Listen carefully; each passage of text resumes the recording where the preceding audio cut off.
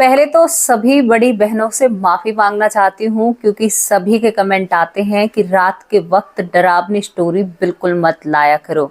लेकिन आज फिर प्लीज थोड़ी सी कान पकड़ कर कह रही हूँ कि आज और लेकर आ रही हूँ, क्योंकि आज मुझे स्टोरी मिली और मुझे लगा कि मुझे अपने परिवार को सावधान करना चाहिए ऐसी चीजों से। क्यों? क्योंकि हम कभी कभी अपने बच्चों को हद से ज्यादा छूट दे देते हैं और कह देते हैं कि हाँ बेटा जाओ, तुम अब जवान हो चुके हो, समझदार हो चुके हो। लेकिन वो समझदारी इतनी नहीं आती है और बच्चे जाने अनजाने में गलती कर देते हैं। तो माफी तो मैंने आप लोगों से मांग ली, लेकिन आप लोग भी अपने बच्चों को समझा कर रखिए ताकि वो ऐसी गलती अपने जीवन में कभी भी ना करें। क्योंकि जहां पर जिस चीज के बारे में कुछ कहते हैं ना, तो वहां पर कुछ ना कुछ जरूर होता है और कुछ ना कुछ एहसास होता है। आज एक ऐसी डरावनी और भूतिया स्टोरी आप लोगों के सामने लेकर आई हूं जिसे सुनकर मुझे भी डर लगता है, लेकिन यहाँ पर एक अच्छाई भी बताऊंगी, एक भूत की अच्छाई आपके सामने रखूंगी कि उसने उन बच्चों से कुछ भी नहीं कहा। बच्चे नादानी में या अपनी ज्यादा इच्छुकता, मतलब एक होती है ना कि मुझे ये देखना है भूत क्या होते हैं, मैं शर्त लगाता हूं, तो कभी भी अपने जीवन में ऐसी गलती नहीं करनी चाहिए। पता है आपको, हमारे एक चाचा थे और उनकी स्टोरी आपको मैं कभी बताऊंगी। वो मुझसे मेरी वीडियो देखते हैं और कहते हैं कि मेरी भी स्टोरी बताओ ना, मुझसे क्या बीती है। वो फिलहाल बहुत बुजुर्ग हो चुके हैं, इतने भी ज्यादा बुजुर्ग नहीं है, लेकिन उनकी शर्त लग जाती है कि मैं शर्त लगाता हूं कि तुझसे पहले मैं सुबह हर जोतने जाऊंगा। अब यहाँ पर जो पुराने लोग होंगे वो इस बात को बखूबी जानते होंगे कि हल जोतना क्या होता है, सुबह जल्दी बर्दों को लेकर जाना। अब यहाँ पर जो खेतों का रास्ता था, रास्ते में शमशान पड़ता है और वहां पर उसे कोई आत्मा घेर लेती है और इतना मारती है कि हमारे चाचा आज भी टेढ़े चलते हैं। वो टेढ़े हैं, कभी आपको वीडियो में उनसे मिलाऊंगी भी, दिखाऊंगी भी। वो 1.5 साल तक अपनी खाट पर रहते हैं और 1.5 साल तक उनकी तबीयत बहुत खराब होती है, बहुत ही ज्यादा तबीयत उनकी बिगड़ती रहती है। तो दोस्तों, ऐसे हादसे पहले से ही होते आ रहे हैं, जहां पर मना किया गया है, साइंस भी मानता है नेगेटिव एनर्जी होती है, तो इस पर तो कोई सवाल खड़े कर ही नहीं सकता। अब चलते हैं स्टोरी की तरफ। स्टोरी की शुरुआत होती है इंदौर से। इंदौर से लगा एक गांव होता है और इंदौर में 2 दोस्त रहते हैं। 2 दोस्त एक दूसरे के बहुत पक्के दोस्त थे। एक का नाम कुंदन होता है और एक का नाम अनमोल होता है। कुंदन और अनमोल आपस में मतलब एक दूसरे के बिना खाना भी नहीं खाया करते थे। अक्सर कुंदन अपने गांव जाया करता नानी के घर। नानी के घर कुंदन का बहुत मन लगता है, उसे नानी का घर बहुत पसंद है क्योंकि वहां पर पुरानी चीजें देखने को मिल जाती हैं। गाँव का जो रहन सहन है वो शहर से अलग है और यहाँ पर शहर का जो रहन सहन है वो बिल्कुल ही गांव से विपरीत है।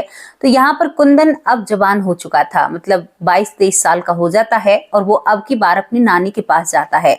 जब अब की बार वो अपनी नानी के पास जाता है तो वो उसका बहुत ही मन लग जाता है वहां पर। अब उसे अपने दोस्त की याद आती है जो अनमोल होता है, कि अगर अनमोल होता तो मेरे पुराने दोस्त भी मिल गए मुझे, जिनके साथ मैं बचपन में खेला करता।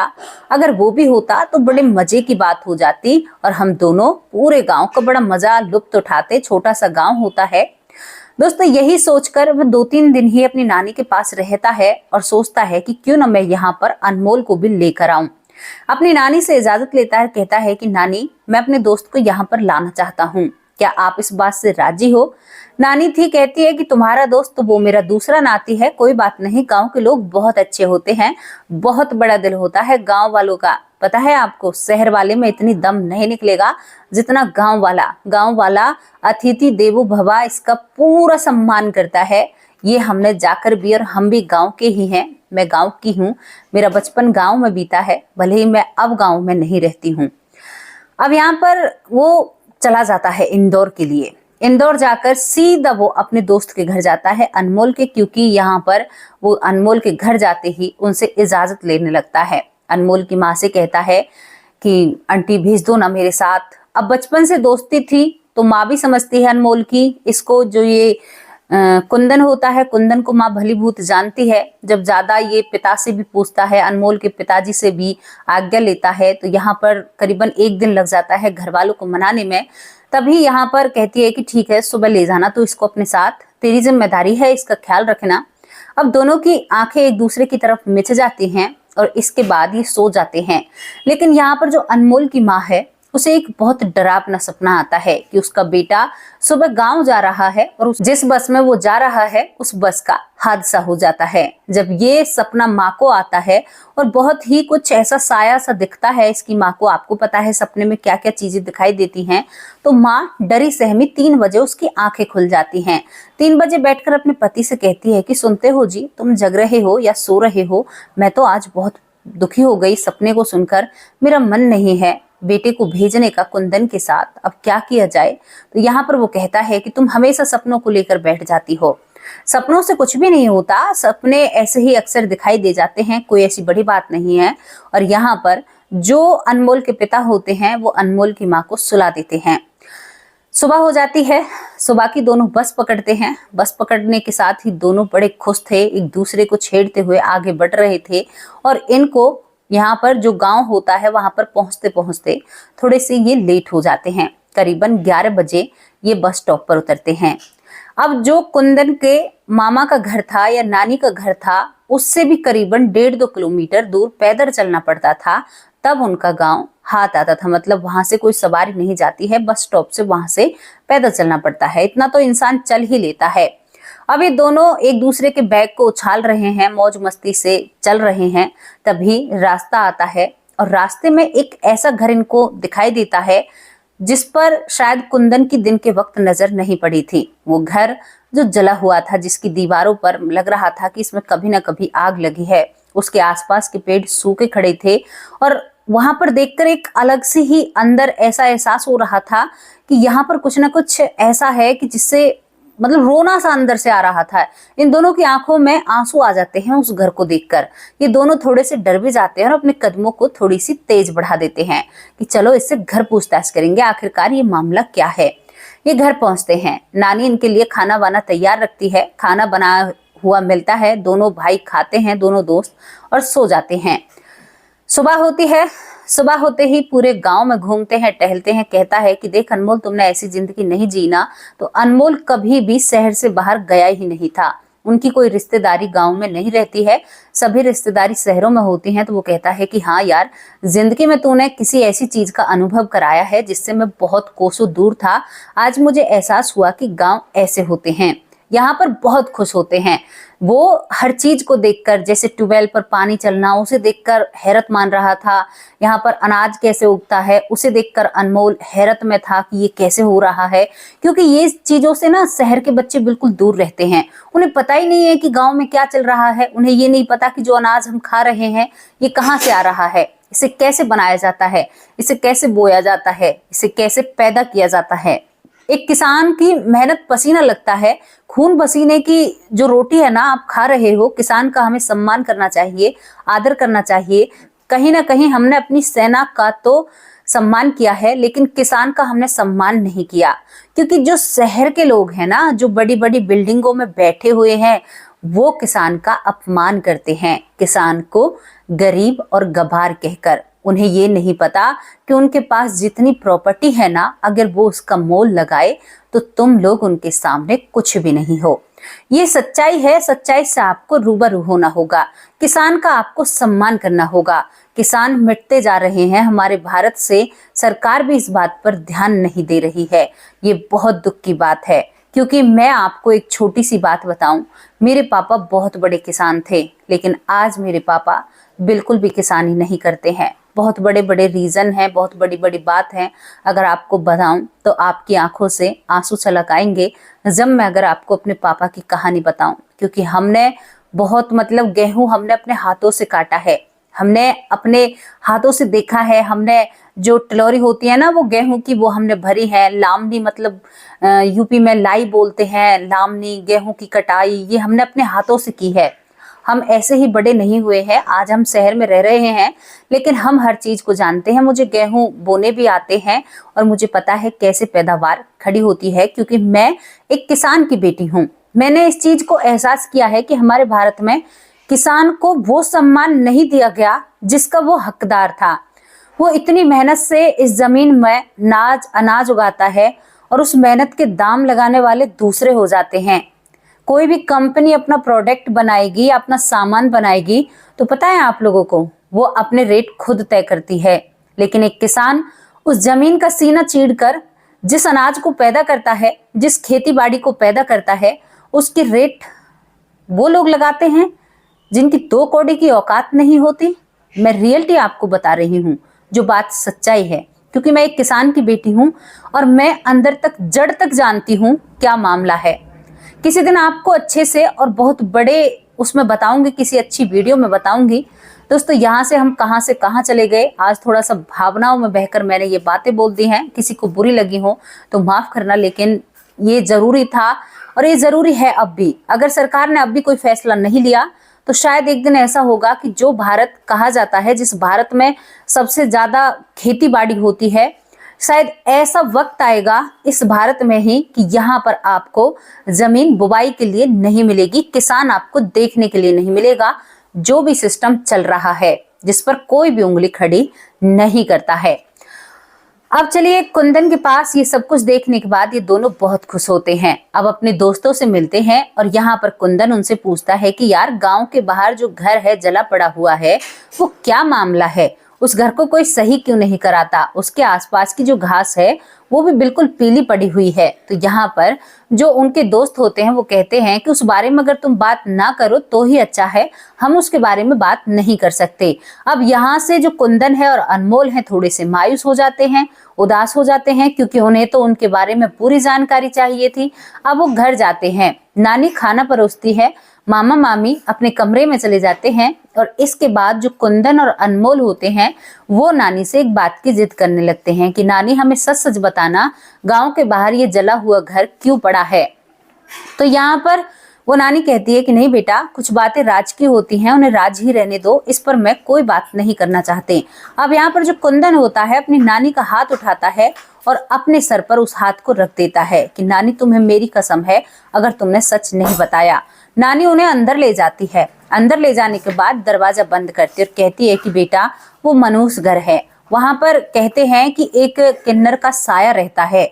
अब वो साया किसी ने देखा है, किसी ने नहीं देखा बेटा, मैंने तो नहीं देखा, लेकिन होगा भी, क्योंकि उस किन्नर के साथ बहुत बुरा हुआ था। वो किन्नर, गांव में उसका दिल होता है, इसी गांव में वो पैदा होता है, तो वो नहीं चाहता कि वो इस गांव से बाहर जाए। तो वो किसी भी किन्नर की टोली में या किसी भी समाज में नहीं जाता है, वो अपनी जिंदगी अपने हिसाब से जीता है। गांव के बाहर वो एक छोटा सा घर बनाता है, जो घर अब जला हुआ है, और वहां पर रहकर गांव के ही लोगों से कुछ पैसे लेकर अपने घर को चलाया करता था और बहुत अच्छा इंसान था, कोई भी उसमें कमी नहीं थी। गांव के लोग उस पर बहुत प्यार लुटाते हैं।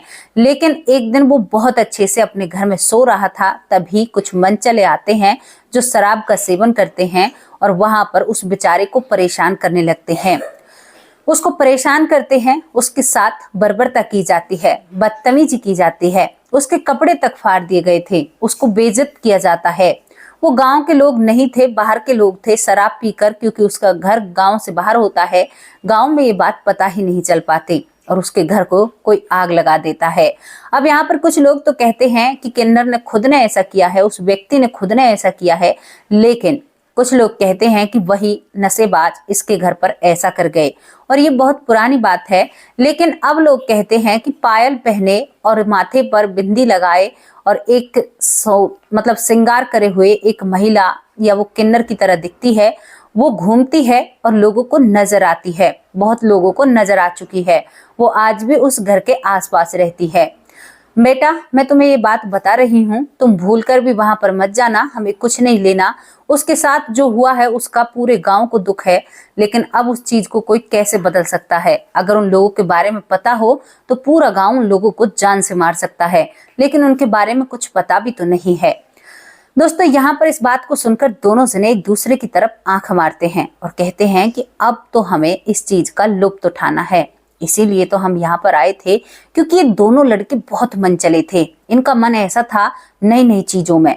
जब हमारी उम्र 22-23 साल होती है ना, तो हमें हर चीज में घुसने का बहुत शौक होता है। हमें हमेशा रहता है कि इस चीज के बारे में जानूं या उस चीज के बारे में जानूं, मुझे इस चीज की खबर निकालनी है, ये क्या है, कैसे इसको करूं, क्या करूं, ये सब कुछ होता है।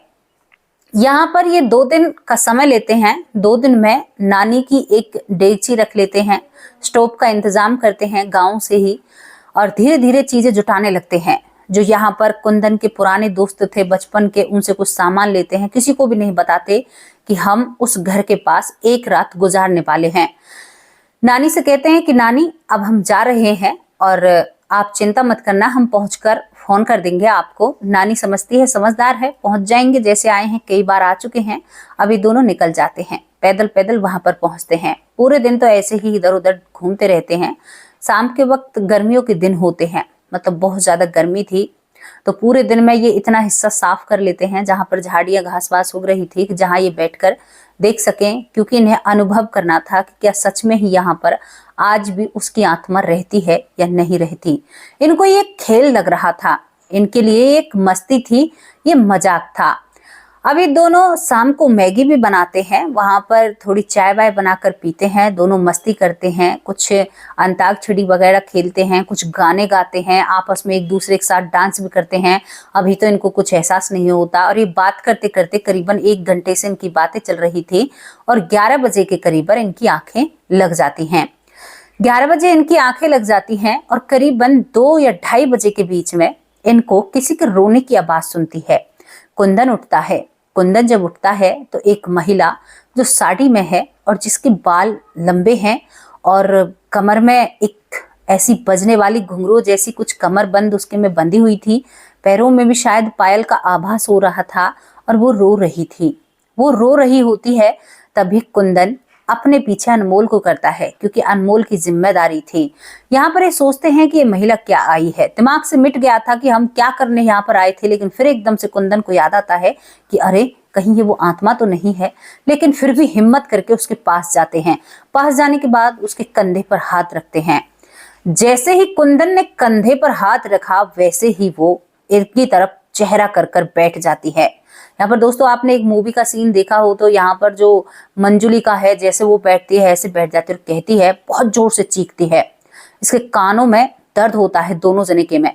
यहाँ पर जो अनमोल था वो तो सामने आता ही नहीं है। कुंदन अपनी हिम्मत करके उसके सामने बैठा हुआ था। जब यहाँ पर वो कहती है, क्यों मुझे परेशान कर रहे हो, तुम लोग मेरी जिंदगी में क्यों प्रवेश करते हो, तुमने मुझे उजाड़ दिया, तुमने मुझे बर्बाद कर दिया, अब क्या लेने मुझसे आए हो तुम, मेरे साथ जो घटा था वो काफी नहीं था जो तुम मुझे और परेशान करने के लिए यहाँ पर आ चुके हो, तुम्हें शर्म नहीं आती। ये इस तरह की बातें इन दोनों से कहती है और इतनी जोर से चीखती है कि पेड़ भी हिल जाते हैं और गांव के लोगों को ये बात सुना ही नहीं देती है। दोस्तों यहाँ से जो कुंदन होता है और कुंदन का दोस्त अनमोल होता है, दबे पांव इतना जोर से भागते हैं, कोई भी सामान नहीं लेते, जो डेगची स्टोव जो भी कुछ था सब वहीं पर पड़ा छोड़ देते हैं और यहाँ पर बस स्टैंड की तरफ भागने लगते हैं। एक भी सांस भी ये गिन गिन कर ले रहे थे, पीछे मुड़कर देखते नहीं है। जहां तक इन्हें चीख सुनाई देती है ये बस स्टैंड पर पहुंच जाते हैं और वहां पर घबराए हुए इन्हें एक व्यक्ति नजर आता है जो वहां पर सामान बेच रहा था। सामान क्या बेच रहा था, वो रात के वक्त जो वहां पर यात्री आते हैं उनके लिए कुछ उसने थोड़ा बहुत सामान रख रखा था। वो इन्हें पकड़ता है, कहता है कि क्या हुआ भाई, तुम गांव की तरफ से ऐसे भगे हुए क्यों आ रहे हो, क्या तुम बच्चे डर गए हो। तो यहाँ पर वो दोनों सारी सच्चाई इसको बताते हैं। जो थोड़ी 5-5, 10-10 रुपए की चीज जो सामान रखता है अपने उस ठेले पर, तो वो कहता है कि हाँ एक दिन मेरे साथ भी ये हो चुका है और ये गलती अब दोबारा मत दोहराना, इन चीजों को हल्के में मत लेना। ऐसी चीजें होती हैं जब साइंस मान चुकी है, जब ऐसे गैजेट बन चुके हैं जो नेगेटिव एनर्जी को मतलब महसूस कर सकते हैं, तो तुम लोग क्या हो उन सब चीजों के आगे। कभी भी इन चीजों को मजाक में नहीं लेना चाहिए, बहुत भारी पड़ेगा, वरना ये चीजें बहुत भारी पड़ जाती हैं। मेरे साथ भी ऐसा हुआ था। अब तुम शांति से बैठ जाओ, यहाँ पर कुछ नहीं करेगा, क्योंकि उसने आज तक किसी को परेशान नहीं किया है, किसी को दुखी नहीं किया है, लेकिन पता नहीं उसकी आत्मा को शांति नहीं मिल रही है। यहाँ पर दोनों दोस्त डरे हुए से कहते हैं कि कैसे गाँव वाले हैं, क्या किसी की आत्मा को शांति नहीं दिला सकते, कुछ हवन ववन तो उसके नाम का कराना चाहिए। मैं तो मर गया। दोनों जने कई दिनों तक बुखार में रहते हैं, तबीयत खराब रहती है, लेकिन माँ बाप को ये सच्चाई नहीं बताते हैं।